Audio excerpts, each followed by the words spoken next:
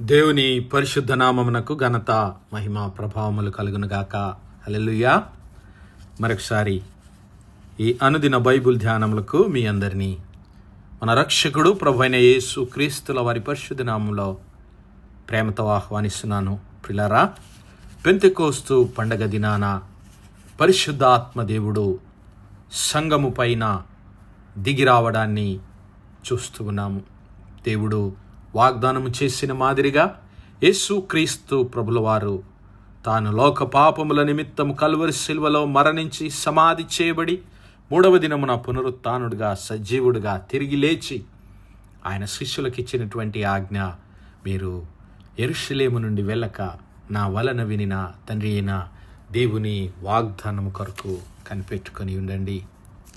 యోహాను నీళ్లలో బాప్తిస్మం ఇచ్చాడు, కానీ కొద్ది దినములలోగా మీరు పరిశుద్ధాత్మలో బాప్తిస్మము పొందుతారు.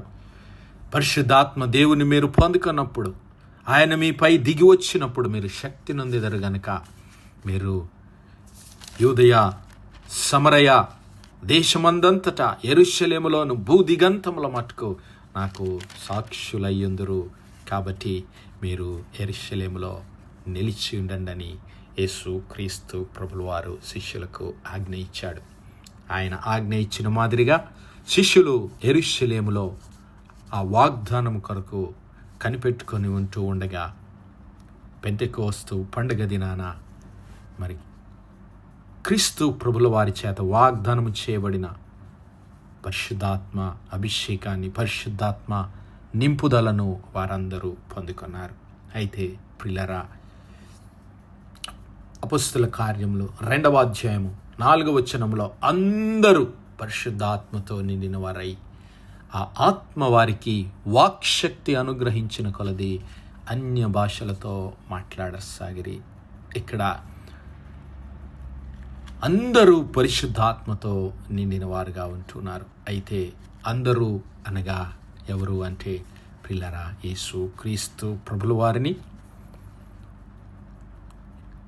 రక్షకుడుగా అంగీకరించినటువంటి వారు, దేవుని ప్రియ కుమారుడు, ఆయన ఈ లోకానికి రావలసిన మెస్సియా అని గ్రహించినటువంటి వారందరూ ఆ క్రీస్తు ప్రభుల వారి చేత వాగ్దానము చేయబడిన పరిశుద్ధాత్మను వారు పొందుకున్నారు.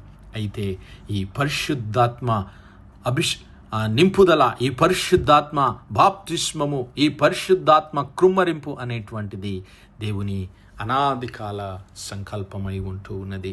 దేవుడు మరి తన ఆత్మను మన యందుంచి ఆయనతో సహవాసము కలిగి నిత్యము ఆయన సన్నిధిలో మనము నిలవాలనే ఆయన తన స్వరూపమందు తన పోలిక చొప్పున మనలను సృజించాడు. ఆదికాండంలో ఈ విషయాలు మనము చూడగలము. ఆదికాండము 1వ అధ్యాయము 26-27 వచనంలో, దేవుడు మన స్వరూపమందు మన పోలిక చొప్పున నరులను చేయుదము, వారు సముద్రపు చేపలను, ఆకాశ పక్షులను, పశువులను, సమస్త భూమి మీద ప్రాకు ప్రతి జంతువును ఏలుదురుగాక అని పలికెను. దేవుడు తన స్వరూపమందు నరుని సృజించెను. దేవుని స్వరూపమందు వానిని సృజించెను. స్త్రీనిగాను పురుషునిగాను వాని సృజించెను. దేవుడు ఆయన స్వరూపమందు మనలను సృజించాడు. ఆయన దేవుడు ఆత్మయ్యున్నాడు. దేవుని ఆరాధించువారు ఆత్మతోనూ సత్యముతోనూ ఆరాధించవలనని యోహాను సువార్తలో మనం చదువుకుంటాం.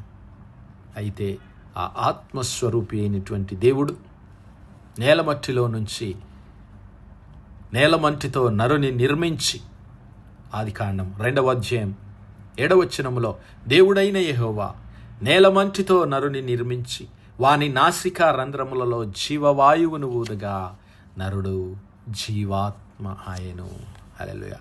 అలనాడే దేవుడు తన స్వరూపమందు నరుని సృజించి తన ఆత్మలో పాలిభాగాన్ని దయచేశాడు.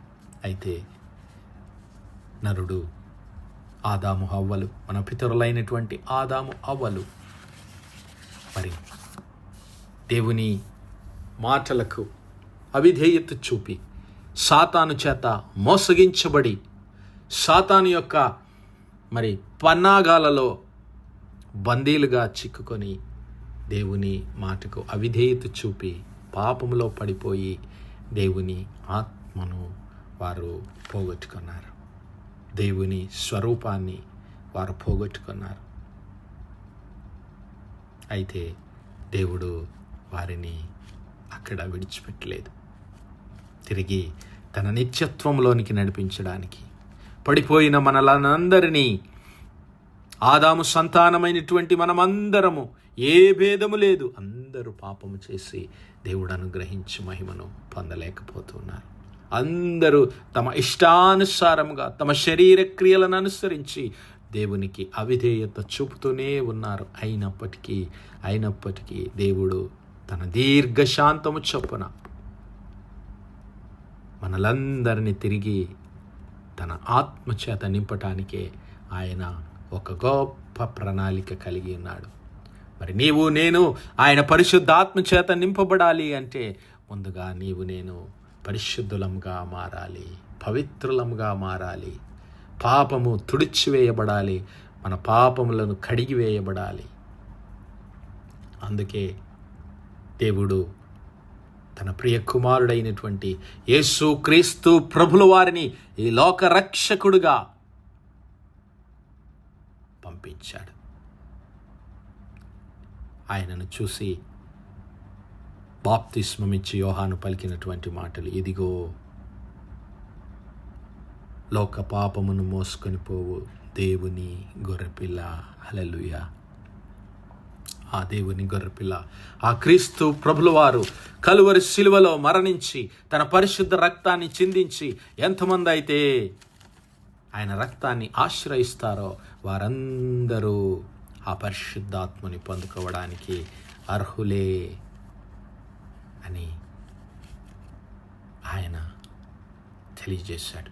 చూద్దాం అపోస్తల కార్యములు 2వ అధ్యాయం 36 నుంచి మనం గమనిస్తే, ఆ పెంటెకోస్తు పండుగ దినాన పరిశుద్ధాత్మ దేవుడు సంఘంపైకి దిగి వచ్చినప్పుడు అక్కడున్నటువంటి వ్యక్తులు ఏంటి, వీరు ఉదయకాలమే మత్తులై ఉన్నారు, ఏంటి క్రొత్త మద్యంతో వీరు నిండి ఉన్నారని వారు అనుకుంటూ ఉండగా పేతురు అంటున్నాడు, యూదయ మనుష్యులారా, యెరూషలేము కాపురస్తులారా, సమస్త జనులారా, ఇది మీకు తెలియనుగాక.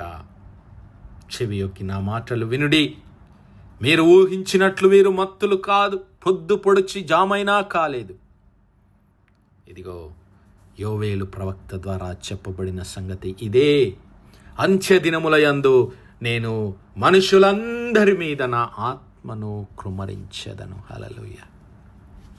మీ కుమారులు మీ కుమార్తెలు ప్రవచించెదరు, మీ యవ్వనులకు దర్శనములు కలుగును, మీ వృద్ధులు కలలు కందరు. ఆ దినములలో నా దాసుల మీదను నా దాసురాండ్ర మీదను నా ఆత్మను కృమ్మరించెదను గనుక వారు ప్రవచించెదరు. హల్లెలూయా. దేవుడు అనాది కాల సంకల్పం చొప్పున తన ఆత్మను తిరిగి మనకు అనుగ్రహించడానికి, మనం కోల్పోయినటువంటి ఆ సహవాసాన్ని, ఆ నిత్య జీవాన్ని, ఆ దేవుని ఆత్మను తిరిగి మనకు అనుగ్రహించడానికి దేవుడు కలిగి ఉన్నటువంటి ప్రణాళిక ఈ పరిశుద్ధాత్మ వాగ్దానం. హల్లెలూయా. ఆ వాగ్దానం కొరకే క్రీస్తు ప్రభుల వారు కలువరి శిలువలో తన పరిశుద్ధ రక్తాన్ని చిందించి తన ప్రాణాన్ని మన కొరకు ధారపోశాడు. యెహెజ్కేలు గ్రంథం 39వ అధ్యాయం 29వ వచనాన్ని ఒకసారి చూద్దాం. యెహెజ్కేలు గ్రంథము 39వ అధ్యాయం 29వ వచనంలో దేవుడు అంటున్నాడు, ఇదిగో ఇశ్రాయేలీయుల మీద నేను నా ఆత్మను కృమ్మరించెదను కనుక నేనికను వారికి పరాన్ముఖుడనై ఉండను.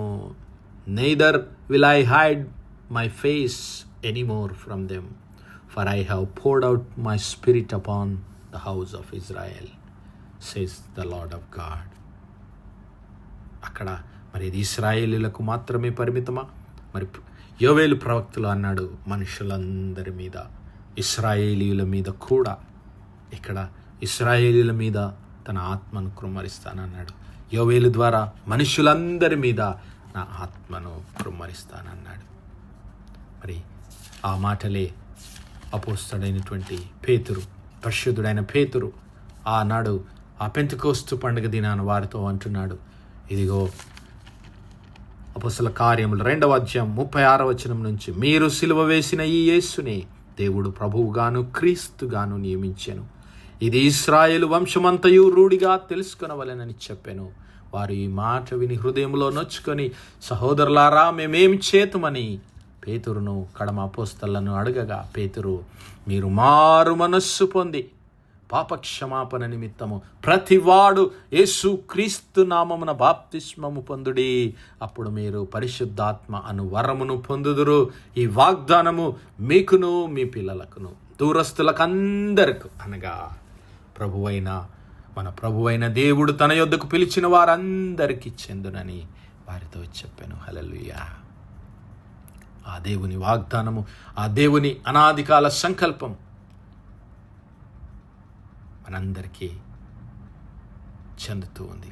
అందుకే ఆయన ఆహ్వానాన్ని పలుకుతున్నాడు. ఎంతమంది అయితే మారు మనస్సు పొంది పాపక్షమాపణ నిమిత్తం యేసుక్రీస్తు ప్రభుల వారు నా రక్షకుడు, నా ప్రభు అని ఎంతమంది అయితే అంగీకరిస్తారో వారందరూ నశింపక నిత్య జీవాన్ని పొందటానికి దేవుడు తన ఆత్మను వారికి అనుగ్రహిస్తున్నాడు. తన ఆత్మచేత వారిని నింపుతూ ఉన్నాడు. హల్లెలూయా.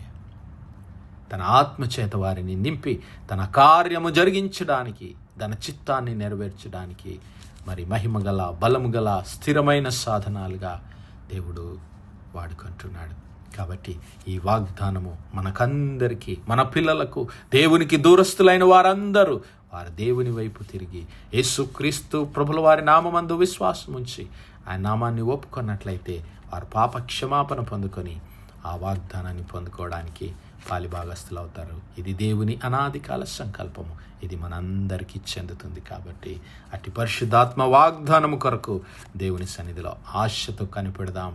దేవుని ఆత్మచేత నింపబడదాం. దేవుని కొరకు మహిమగల సాక్షులంగా జీవిద్దాం. అట్టి కృప, అట్టి ధన్యత దేవుడు మనందరి జీవితాల్లో అనుగ్రహించునుగాక. ఆమేన్, ఆమేన్, ఆమేన్. ప్రార్థించుకుందాం.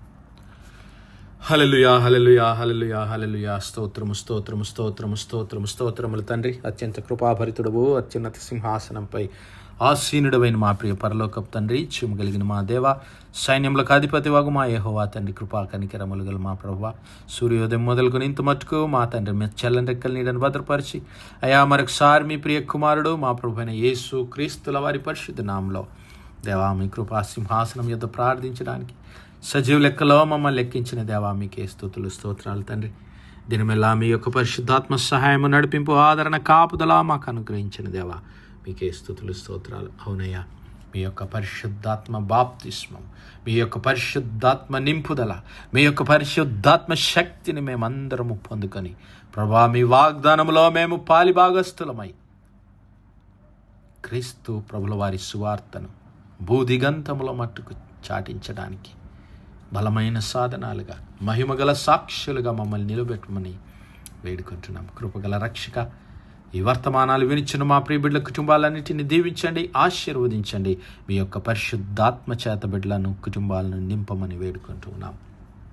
అయ్యా, దుఃఖములో, వేదనలో కృంగినటువంటి బిడ్డలను లేవనెత్తండి ప్రభా. మీ యొక్క శక్తి చేత, బలము చేత బిడ్డలను నూతనపరచమని వేడుకుంటున్నాం.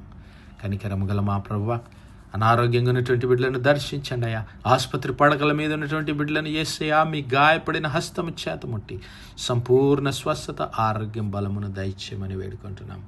కృపగల దేవా, మరి మా యవన బిడ్డలను జ్ఞాపకం చేసుకుని నాయన మీ యొక్క పరిశుద్ధాత్మ శక్తిని, జ్ఞానమును బిడ్డలకు అనుగ్రహించి బిడ్డలు నడవలసిన మార్గంలో మీ చిత్తంలో బిడ్డలను నడిపించమని, ఈ లోక మాలిన్యం మా బిడ్డలకు అంటకుండా మీ యొక్క సన్నిధానంలో బిడ్డలు పరిశుద్ధులుగా, పవిత్రులుగా జీవించే కృప దయచేయమని మహిమ, ఘనత, ప్రభావాలు మీకే చెల్లిస్తూ మా ప్రభును, మీ ప్రియ కుమారుడు, మా రక్షకుడైన యేసు క్రీస్తుల వారి పరిశుద్ధ నామమున ప్రార్థించి వేడుకుంటున్నాం మా పరలోకపు తండ్రి. Amen, amen, amen. God bless you all. Praise the Lord. Shalom.